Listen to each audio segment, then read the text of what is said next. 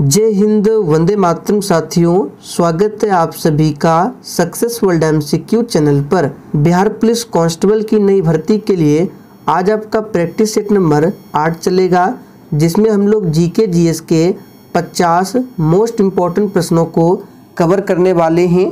तो आज का ये सेशन आप लोगों के लिए काफ़ी ज़्यादा इम्पॉर्टेंट रहेगा, इसलिए आप सभी पूरा सेशन को ध्यानपूर्वक देखें। तो चलिए जल्दी से आप सभी लाइव में जुड़ जाइए। सभी को गुड इवनिंग। तो चलिए फर्स्ट क्वेश्चन आपके सामने है। कांग्रेस द्वारा पूर्ण स्वराज का प्रस्ताव निम्नलिखित में से किस अधिवेशन में पारित किया गया था? वेरी इंपॉर्टेंट प्रश्न है। चलिए आप सभी आंसर बताएंगे। और देखिए दोस्तों, प्रत्येक स्टूडेंट को आंसर करना है, तभी आपका प्रॉपर तरीके से रिवीजन होगा।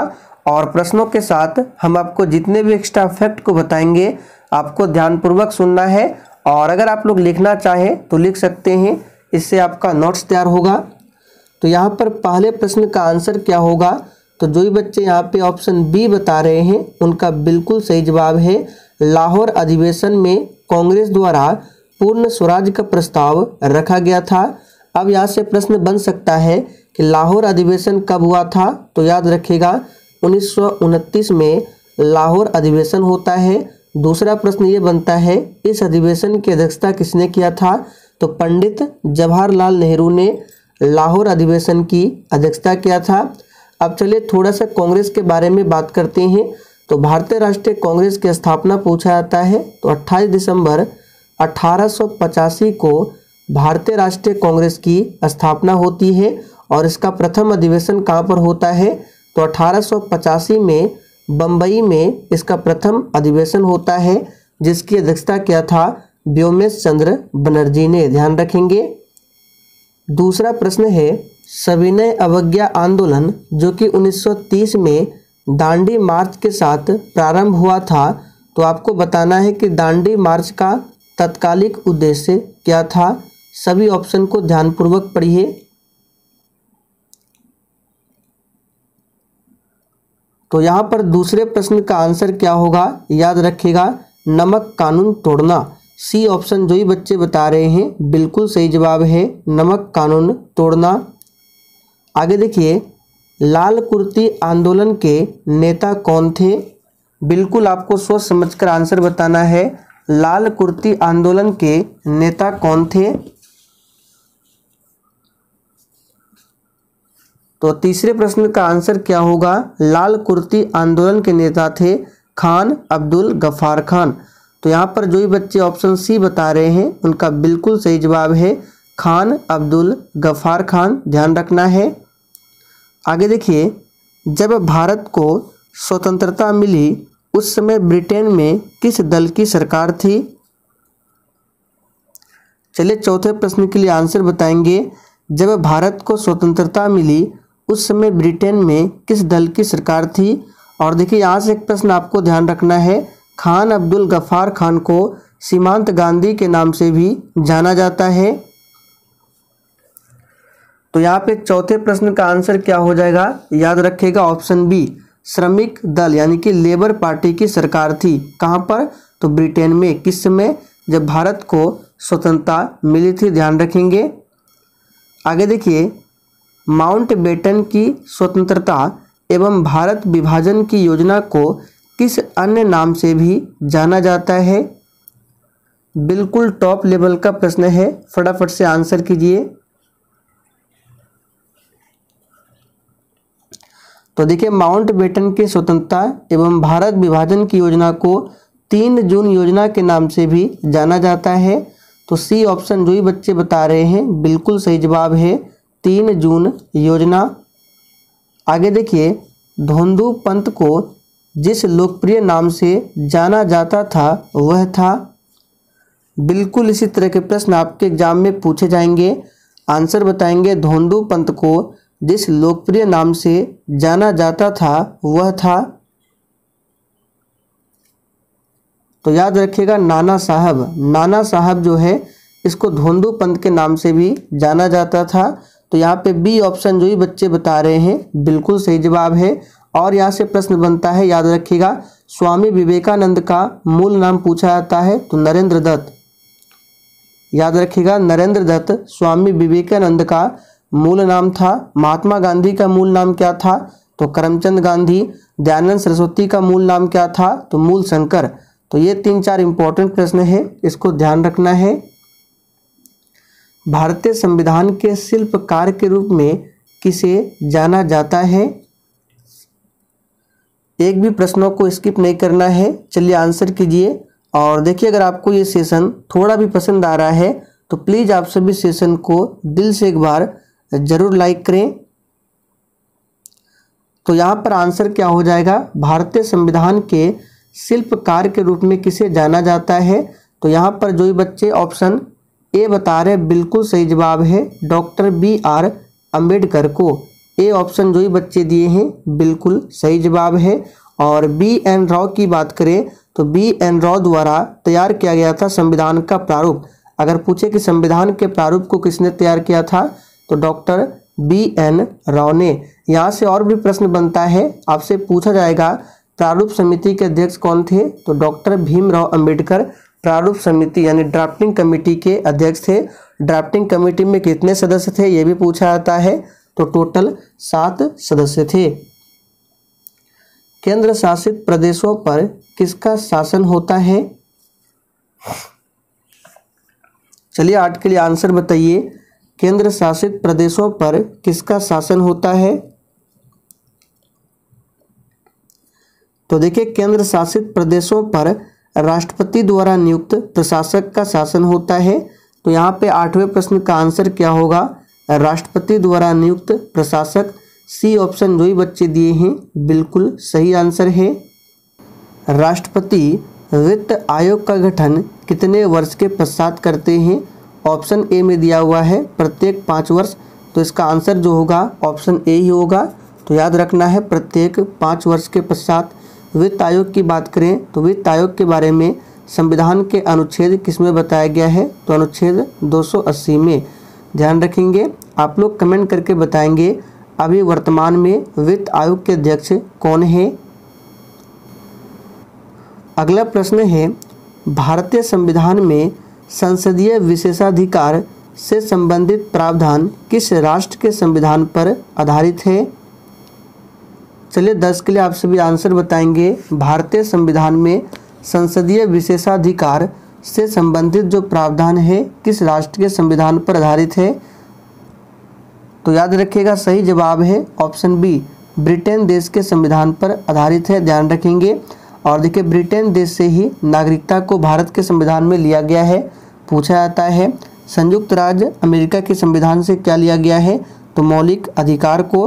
और आयरलैंड देश के संविधान से क्या लिया गया है तो राज्य के नीति निर्देशक सिद्धांत को।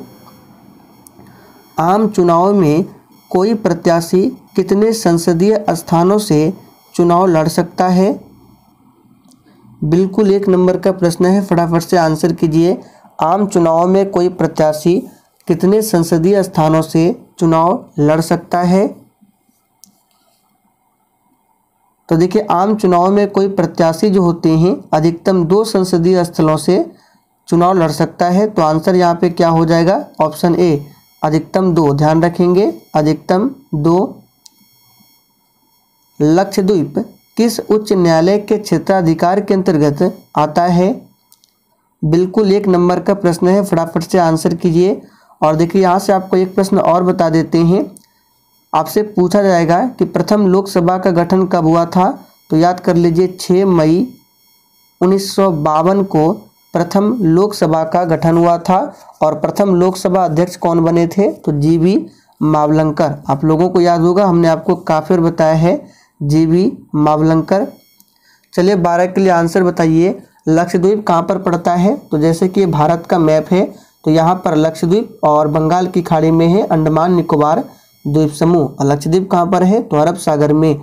लक्षद्वीप की राजधानी कहाँ है? कवरत्ती है। अंडमान निकोबार द्वीप समूह की राजधानी कहाँ है? पोर्ट ब्लेयर है। तो यहाँ पर आंसर क्या हो जाएगा? 12 का ऑप्शन डी। याद रखिएगा, ये जो है केरल उच्च न्यायालय के अंतर्गत आता है लक्षद्वीप। तो यहाँ पर डी ऑप्शन जो ही बच्चे बता रहे हैं बिल्कुल सही जवाब है। देखिए लक्षद्वीप जो है 36 द्वीपों का एक समूह है, इसे भी ध्यान रखेंगे।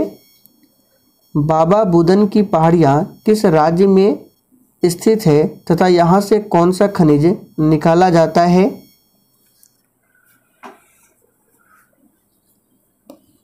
तो ध्यान दीजिए, बाबा बुदन की पहाड़ियाँ जो है कर्नाटक राज्य में स्थित है और यहाँ से लौह अयस्क निकाला जाता है।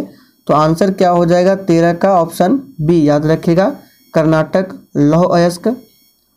पृथ्वी का अंतिम स्वर्ग किस द्वीप को कहा जाता है? चलिए 14 के लिए आंसर बताइए। पृथ्वी का अंतिम स्वर्ग किस द्वीप को कहा जाता है? तो यहाँ पे आंसर क्या हो जाएगा, याद रखिएगा, इंडोनेशिया को। पृथ्वी का अंतिम स्वर्ग इंडोनेशिया द्वीप को कहा जाता है, ध्यान रखेंगे।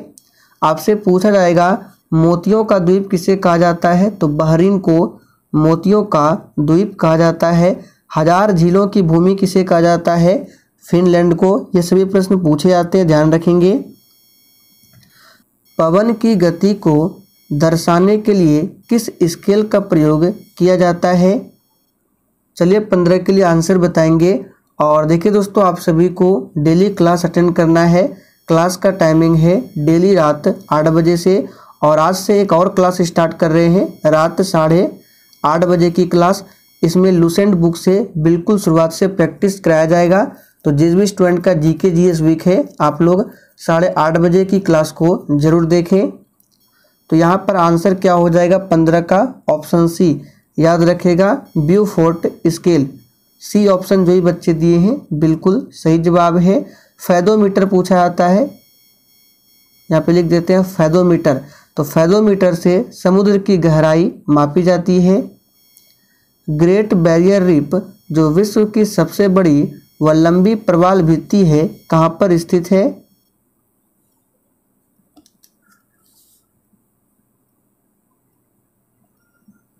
तो ये भी आपको ध्यान रखना है। ग्रेट बैरियर रीफ जो है विश्व की सबसे बड़ी व लंबी प्रवाल भित्ति है, और ये कहाँ स्थित है? तो ऑस्ट्रेलिया के तटवर्ती भाग में।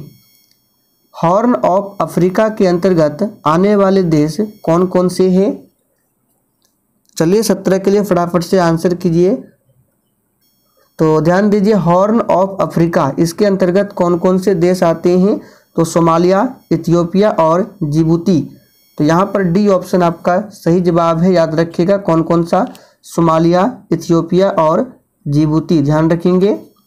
आगे बढ़ते हैं, 18 नंबर में है वातावरण व जीवों के संबंध में अध्ययन को क्या कहते हैं? चलिए 18 के लिए आंसर कीजिए। वातावरण व जीवों के संबंध में जो अध्ययन होता है उसे क्या कहते हैं? तो याद रखिएगा, पारिस्थितिकी। ए ऑप्शन जो ही बच्चे दिए हैं बिल्कुल सही जवाब है, पारिस्थितिकी। न्यू मूर द्वीप कहाँ पर स्थित है? चलिए फटाफट से आंसर कीजिए। तो देखिए, न्यू मूर द्वीप जो है ये बंगाल की खाड़ी में स्थित है। तो सी ऑप्शन जो ही बच्चे दिए हैं बिल्कुल सही जवाब है। अरब सागर में क्या स्थित है? तो अभी हमने आपको बताया लक्षद्वीप जो है अरब सागर में स्थित है। अंडमान निकोबार द्वीप समूह कहाँ स्थित है? तो ये भी बंगाल की खाड़ी में स्थित है, ध्यान रखेंगे। भारत में आय व संपत्ति के वितरण की असमानताएं हैं, इसका मतलब क्या है?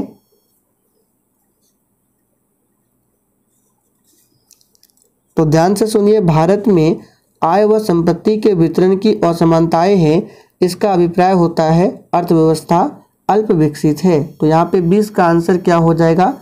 बी ऑप्शन, अर्थव्यवस्था अल्प विकसित है। योजना आयोग के उपाध्यक्ष होता है? चलिए आंसर बताएंगे फटाफट से। तो देखिए, योजना आयोग का उपाध्यक्ष जो है कैबिनेट मंत्री का दर्जा प्राप्त व्यक्ति का होता है। तो यहाँ पर आंसर क्या हो जाएगा? C option. और अभी जो है योजना आयोग के स्थान पर क्या आ चुका है? तो नीति आयोग, जिसकी स्थापना हुई थी 1 जनवरी 2015 को। इसे जरूर ध्यान रखेंगे 1 जनवरी 2015 को। और नीति आयोग के अध्यक्ष कौन होते हैं? तो खुद प्रधानमंत्री होते हैं। आत्मनिर्भरता के उद्देश्य को किस योजना के अंतर्गत शामिल किया गया?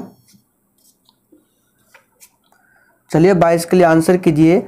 आत्मनिर्भरता के उद्देश्य को किस योजना के अंतर्गत शामिल किया गया?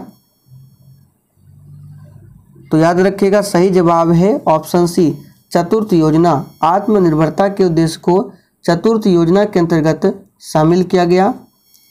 भारत में बेरोजगारी की स्थिति को ध्यान में रखते हुए भारतीय उद्योगों के लिए आदर्श तकनीक कैसी होनी चाहिए? चलिए आंसर कीजिए 23 के लिए। और जिसने अभी तक सेशन को लाइक नहीं किया है फटाफट से आप सभी सेशन को लाइक करें। तो देखिए भारत में बेरोजगारी की स्थिति को ध्यान में रखते हुए भारतीय उद्योगों के लिए आदर्श तकनीक श्रम प्रधान होनी चाहिए। तो यहाँ पे आंसर क्या हो जाएगा? ऑप्शन बी, श्रम प्रधान। ध्यान रखेंगे। कुकिंग गैस निम्नलिखित का मिश्रण होता है। बिल्कुल एग्जाम में छपने वाला प्रश्न है, फटाफट से आंसर बताइए। कुकिंग गैस इसमें किसका मिश्रण होता है? तो कुकिंग गैस जो है ब्यूटेन व प्रोपेन का मिश्रण होता है। तो आंसर क्या हो जाएगा? ऑप्शन ए, ब्यूटेन व प्रोपेन। याद रखेंगे। गोबर गैस पूछा जाता है, तो गोबर गैस का मुख्य घटक क्या होता है? मीथेन होता है। ध्यान रखेंगे। व्हेल मछली किस वर्ग में आती है?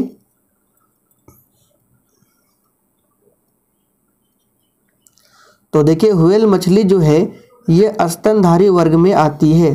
तो यहाँ पर आंसर क्या हो जाएगा? ऑप्शन डी, स्तनधारी वर्ग। और भारत में पाई जाने वाली सबसे बड़ी व्हेल कौन सी है? तो शार्क मछली है। ध्यान रखेंगे। विटामिन डी के सृजन में निम्नलिखित में से कौन सा पाया जाता है? सभी ऑप्शन को ध्यानपूर्वक पढ़िए। रेटिनॉल नहीं होगा क्योंकि ये विटामिन ए का है। एस्कॉर्बिक अम्ल सी का है। यहाँ पे देखिए कैल्सीफेरॉल दिया हुआ है जो कि विटामिन डी का रासायनिक नाम है। तो आंसर क्या हो जाएगा? D option. और विटामिन डी की कमी से कौन सी बीमारी होती है? तो बच्चों में रिकेट्स बीमारी होती है और वयस्क में ऑस्टियो, याद रखिएगा, ऑस्टियो मलेशिया नामक बीमारी होती है जिसको सूखा रोग भी कहते हैं, जो बच्चों में रिकेट्स होता है। भारत में तेंदुपत्ता का सर्वाधिक उत्पादन करने वाला राज्य कौन सा है? तो देखिए यहाँ से आपको 3 से 4 प्रश्न बताते हैं, सभी को ध्यानपूर्वक सुनिए। तो तेंदुपत्ता का सर्वाधिक उत्पादन करने वाला राज्य है मध्य प्रदेश। तो आंसर क्या हो जाएगा? B option. भारत में चावल का सर्वाधिक उत्पादन करने वाला राज्य पूछे तो याद कर लीजिए पश्चिम बंगाल है। जूट के उत्पादन में सबसे आगे कौन है? पश्चिम बंगाल है। गेहूं उत्पादन में सबसे आगे कौन है? उत्तर प्रदेश है। कहवा का सर्वाधिक उत्पादन कहाँ होता है? कर्नाटक में होता है। ज्वार का सर्वाधिक उत्पादन कहाँ होता है? महाराष्ट्र में होता है। आप लोग कमेंट करके बताइए कपास का सबसे अधिक उत्पादन किस राज्य में होता है? सभी को ध्यान रखेंगे, एग्जाम में रिपीट होता है। आगे देखिए, चाय की खेती प्रायः होती है। सभी ऑप्शन को ध्यानपूर्वक पढ़िए। चाय की खेती प्रायः होती है। तो यहाँ पर आंसर क्या हो जाएगा? चाय की खेती जो है ये पहाड़ी ढलानों पर किया जाता है। तो आंसर क्या हो जाएगा? D option. याद रखेंगे। और चाय की खेती के लिए जो सबसे उपयुक्त जलवायु है वो मानसूनी जलवायु है। एजरा कप किस खेल से संबंधित है? चलिए 29 के लिए आंसर बताइए। एजरा कप किस खेल से संबंधित है? तो याद रखिएगा एजरा कप जो है ये पोलो से संबंधित है। तो यहाँ पे बी ऑप्शन जो ही बच्चे दिए हैं बिल्कुल सही जवाब है। हॉकी से संबंधित याद रखिएगा आगा खां पूछा जाता है। आगा खां कप ये किससे संबंधित है? तो हॉकी से संबंधित है, याद रखेंगे। किस खेल का आरंभ इंग्लैंड में हुआ था? तो देखिए किस खेल का आरंभ इंग्लैंड में हुआ था? तो क्रिकेट का। सही आंसर है सी ऑप्शन। याद रखिएगा क्रिकेट खेल का आरंभ कहाँ पर हुआ था? तो इंग्लैंड में हुआ था। सरदार सरोवर परियोजना के साथ मुख्यतः कौन सी नदी जुड़ी है? तो सीधा आपको बताना है कि सरदार सरोवर परियोजना ये किस नदी पर है? तो आप सभी जानते हैं गुजरात में नर्मदा नदी पर है और इसी नर्मदा नदी पर है धुआंधार जलप्रपात। निम्नलिखित में से कौन क्रांतिकारी आध्यात्मिक गुरु हो गया?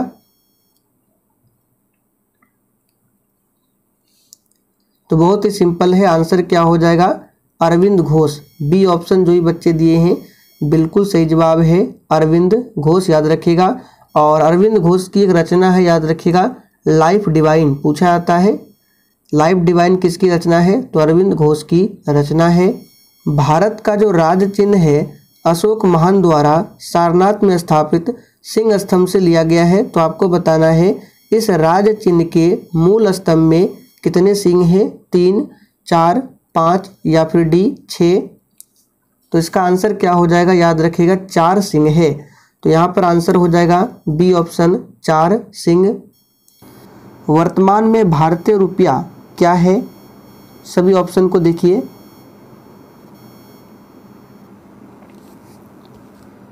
तो देखिए वर्तमान में भारतीय रुपया जो है चालू खाते पर पूर्णतः परिवर्तनीय है। तो आंसर क्या हो जाएगा? ऑप्शन बी चालू खाते पर पूर्णतः परिवर्तनीय। चरक किस राजा का राजवैद्य था? तो ध्यान दीजिए चरक जो है किस राजा का राजवैद्य था? तो कनिष्क। यहाँ पर जो बच्चे ए बता रहे हैं बिल्कुल सही जवाब है कनिष्क। और चरक संहिता जो है ये किसके द्वारा लिखा गया है? तो चरक के द्वारा लिखा गया है, चरक संहिता, याद रखेंगे। शिवाजी ने निम्नलिखित में से किस किले का निर्माण कराया था?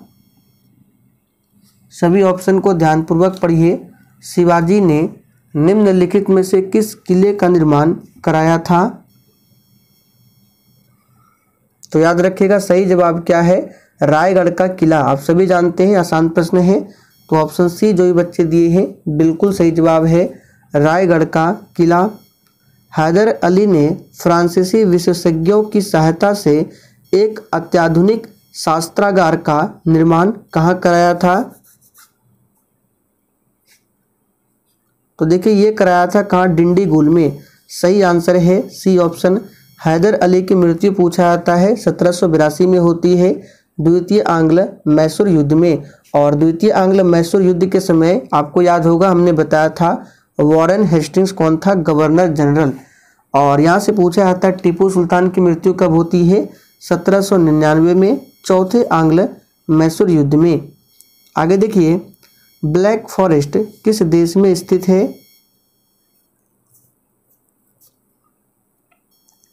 तो दोस्तों ध्यान दीजिए ब्लैक फॉरेस्ट ये जर्मनी में स्थित है। सही जवाब है बी ऑप्शन जर्मनी। संविधान की किस अनुसूची में भूमि सुधार संबंधित कानून रखे गए हैं? और देखिए आज के इस प्रैक्टिस सेट में आपके जितने भी प्रश्न सही होंगे आपको सेशन के लास्ट में कमेंट करके जरूर बताना है। तो यहाँ पर 40 का आंसर क्या हो जाएगा? याद रखिएगा सी ऑप्शन 9वीं अनुसूची में। ध्यान रखेंगे संविधान की 9वीं अनुसूची में भूमि सुधार संबंधी कानून रखे गए हैं। और देखिए मूल संविधान में 8 अनुसूचियां थी, बाद में 4 अनुसूचियों को जोड़ा गया है। तो इस प्रकार से वर्तमान में 12 अनुसूचियां हैं।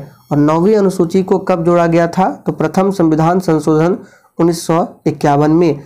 और 10वीं अनुसूची को कब जोड़ा गया? तो 10वीं को जोड़ा गया 1985 में 52वां संविधान संशोधन के तहत। 11वीं अनुसूची को कब जोड़ा गया? तो 73वां संविधान संशोधन के तहत, ध्यान रखेंगे। और 12वीं अनुसूची को 74वां संविधान संशोधन के तहत। सभी को ध्यान रखेंगे।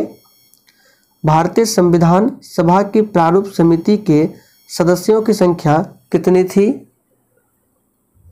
तो अगर आप लोगों ने ध्यान से सुना होगा अभी हमने आपको थोड़ी देर पहले बताया था प्रारूप समिति ड्राफ्टिंग कमेटी, इसमें टोटल कितने सदस्य थे?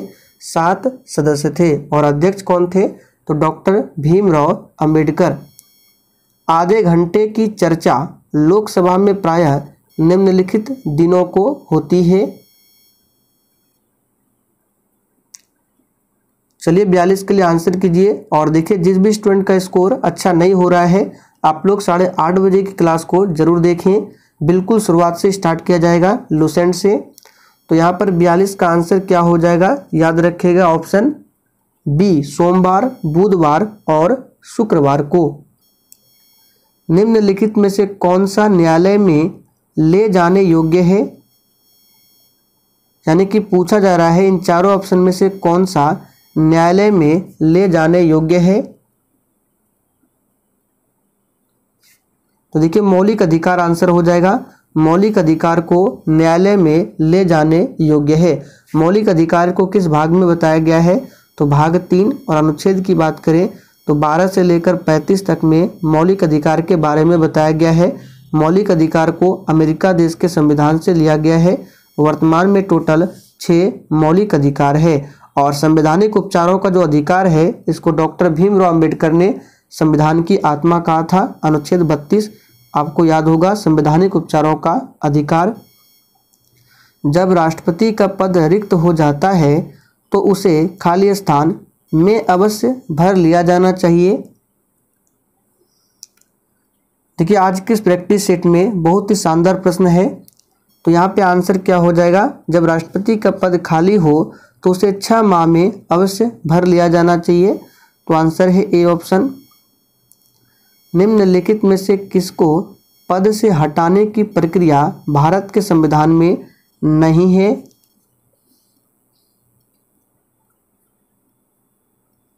तो देखिए राज्यपाल को हटाने की प्रक्रिया भारत के संविधान में नहीं है।